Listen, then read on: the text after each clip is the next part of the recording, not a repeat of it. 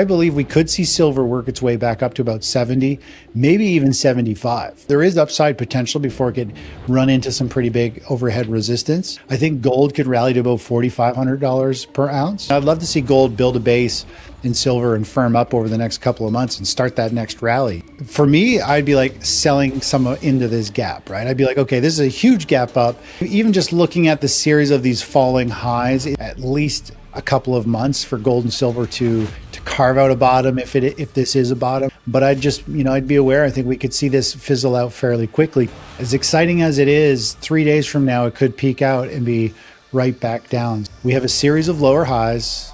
We have a series of lower lows. The other scenario I've already talked about, it could just roll over and fizzle out, right? This is a downtrend. You do get these very strong pops and gaps in a downtrend, and they can fizzle out within a couple of days. So that's why we need time to kind of prove, can it keep going higher? Can it hold its value? Will the 20-day moving average get above the 50-day? So gold is up about 3% on the day. Curious what the charts are saying. What are you seeing here? Is this a fake out or? That's the big question, right? So keep in mind, we see the biggest rallies, the biggest one-day pops and moves typically in a bear market. Now, you're not going to want to hear this. All your followers aren't going to want to hear this. But technically, the long-term moving average is sloping down. All the other shorter moving averages are below it. Prices below it. Technically, gold and silver and miners are actually in a bear market. Now, today's big rally, I talked about this with followers and on my YouTube channel over the last couple of days. They said, get ready. We're going to have a pop. We're going to have probably a big green candle on gold and silver and miners. And it's going to instantly get you very excited. And it's we're going to see a pop. And we're seeing that. We're seeing that as of you and I recording this. And people are extremely giddy today. They're all excited. They're like, this is it. This is it. And, at this point, as exciting as it is, it's still just a bounce within a downtrend. So maybe this is the bottom, but we won't know that until a new uptrend is confirmed. And that means we really need to see price move up fairly substantially, and then it needs to hold its ground and build some bullish chart pattern. Now, it might not rip higher. Maybe it takes a long way and builds a base through here and works its way up. I don't know. But right now, it is exciting to see. It is a big one-day move, especially in gold miners. They're up like 8% today. If gold can jump 3% and still remain technically bearish, investors should question what they are celebrating. Chris Vermeulen notes that price remains beneath declining long-term averages, with shorter averages still underneath. That makes this a reaction, not confirmation, until price builds a base and breaks resistance. For wealth preservation, chasing one explosive session can turn excitement into drawdown. Next, Chris Vermeulen reveals what must break before this rally becomes a genuine trend change. But right now, it's still just, to me, it's a bear market bounce and rally. And there's I think there's short covering. There's a lot of FOMO buying. Everybody thinks if they're not in today, they're going to get left behind. And that's usually, a reason we can see things easily sell back down, because it looks and feels like an emotional move today. But it is exciting. I mean, I'd love to see gold build a base in silver and firm up over the next couple of months and start that next rally. I really do. That would be phenomenal. But we're not quite there yet. We're still the tide's still going down, and it needs to prove itself before we can say, okay, it's built a base, and now it's actually going higher. Let's get along the metal space again and ride that next leg. What are those moving averages you have on there? What's the green? What's the blue? I think there's like a purple. Yeah, so the green one is the 150-day moving average. That's kind of the barometer, more or less. If it's sloping down, price is below it. The 50-day, which is the blue, the 20-day, which is the pink, and then this little light blue one here is the 5-day. If more or less they're below that, then we're more or less in a bear market phase and trending down. So there's a lot of work that needs to be done that will most likely take at least a couple of months for gold and silver to carve out a bottom if this is a bottom. But I'd be aware. I think we could see this fizzle out fairly quickly too. When we look at the gold miner space, you'll notice we see these huge pops and big gaps in price. And even back over here, once it starts to get toppy, they get sold into very quickly. The most dangerous rally is the one that feels safest because everyone suddenly wants in. Chris Vermeulen argues that short covering and FOMO can create powerful upside without changing the underlying trend.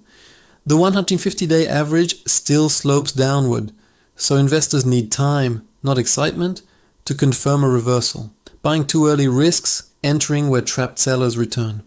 Next, Chris Vermeulen exposes why dramatic minor gaps can reverse faster than retail expects. So as exciting as it is, 3 days from now, it could peak out and be right back down. So try not to, I don't want people to get too excited because it's easy to get pot committed and get all in, and then it potentially breaks down. And I mean, the cleanest thing here is the definition of a trend. We have a series of lower highs. We have a series of lower lows. That's the definition of a downtrend. The long-term moving averages are layered bearish. They're sloping down. And so really we got to let it prove itself. And maybe this is a turning point. But again, I don't believe it's the time to jump right now. Right now it's just a blind bet. You're hoping it's a bottom. And when something's in a bear market, the odds are it's not a bottom. So that's what we need to just, be cognizant of. Yeah. Where should investors be looking for confirmation? I mean, this is a big gap up, and sometimes we have gap downs, and or the gaps get filled. Yep. So curious on your thoughts there. Yeah, well, I like to look at two significant standout highs need to be broken. I call it an impulse move. So we have this high right here, and we have this other significant high there's really kind of two highs through here. So if we can see gold miners, for example, like GDX, if it can bust through this second ceiling, so it breaks through one resistance level, it breaks through the second. After you've broken two previous highs, the first pause or pullback can usually be bought. And then boom, you'll have the second half of that move. So that obviously is the most bullish case scenario. This rips higher for another couple of days, and then it pauses, and then it starts to turn back up, and the whole sector just comes to life. That's the most bullish scenario. A 3% rally means little if the market still prints lower highs and lower lows. According to Chris Vermeulen, confirmation requires breaking two significant resistance levels before investors treat the move as an impulse trend change. That distinction matters because blind buying assumes the bottom instead of proving it. For investors protecting capital, patience can be more valuable than catching the first percentage points. Next, Chris Vermeulen reveals the exact confirmation sequence that could turn this bounce into a real bull move.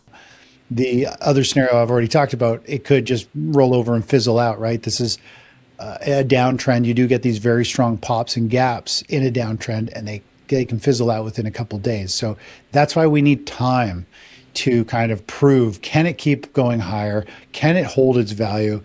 Will the 20-day moving average get above the 50-day? We want some time. The moving averages take time, and they're really, really basic moving averages, but they keep you, if you follow them, they'll keep you on the right side of the market. Like right now, the markets are mixed. We've got the very short-term moving averages are just starting to slope up. The long-term trend is down. Price trend analysis is down. So it's mixed. And when something's mixed, your best just to just watch it and just be ready. Have a game plan. Have your levels picked out. But don't really take action yet, because jumping in something too early can be pretty costly if it's not the trend you think it is, right? Yeah. So for those that are already positioned, like myself, if I'm going to be frank, is this like an opportunity to, I mean, obviously we don't know what's going to happen, but I mean, we getting some relief.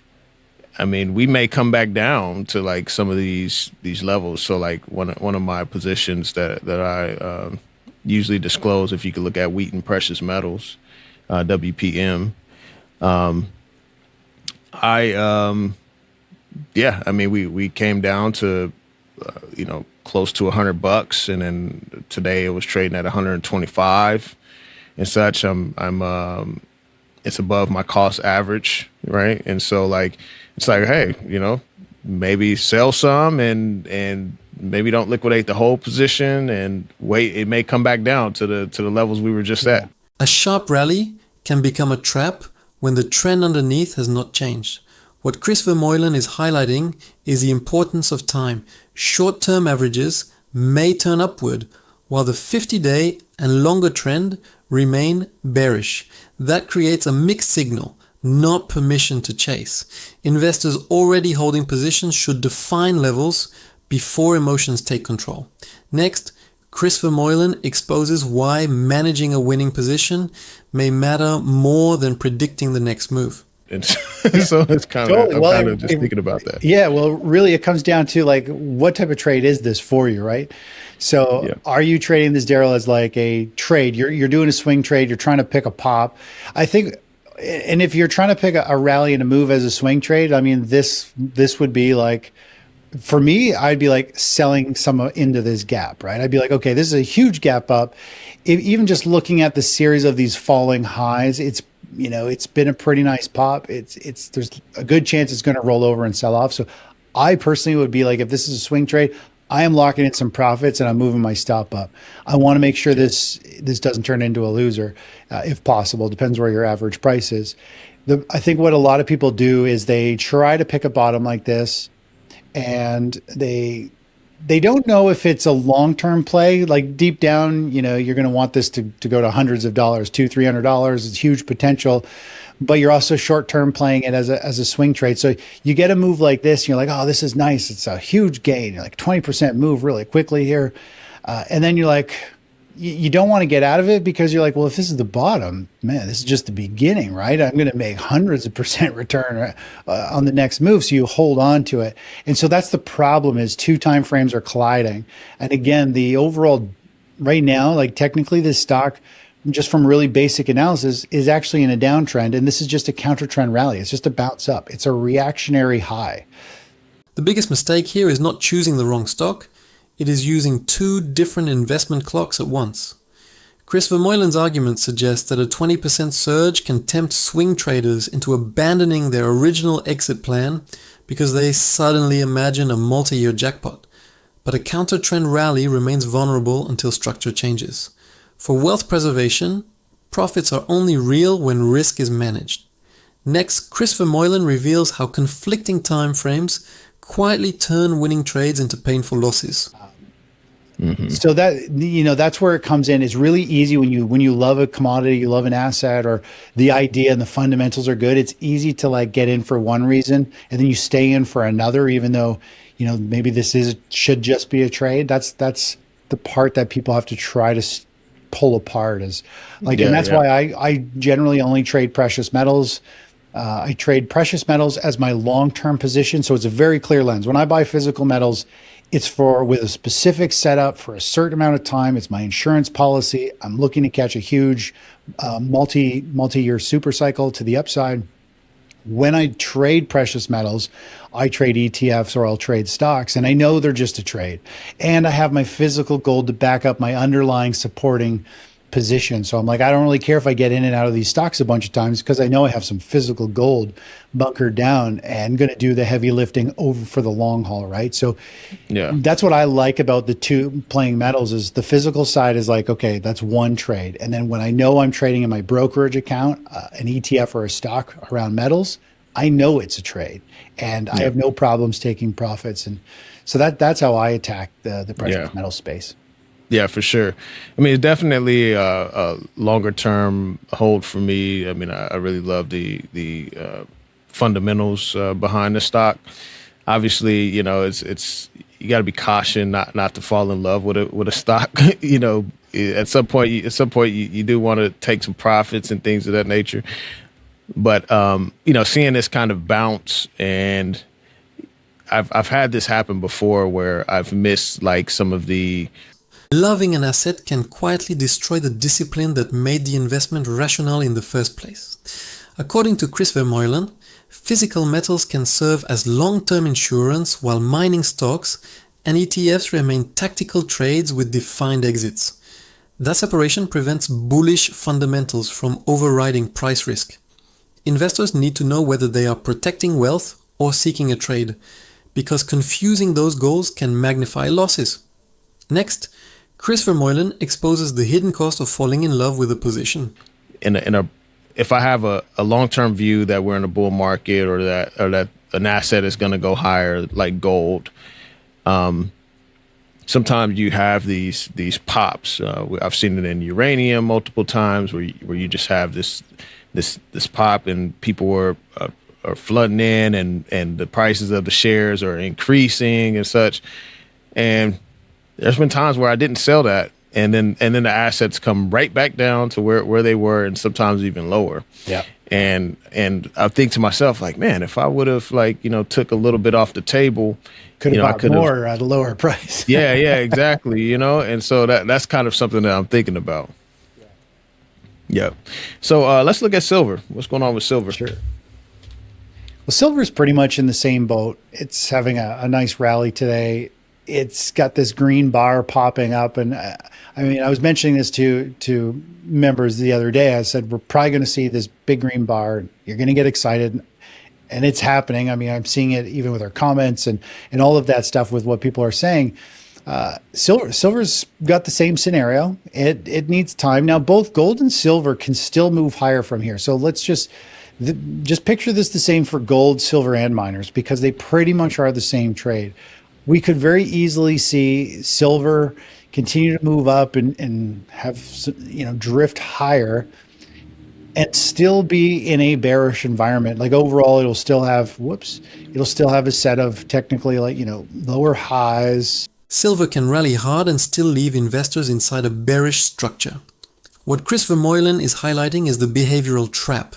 Uranium and metals have repeatedly produced explosive pops that encouraged holders to ignore risk before prices reversed.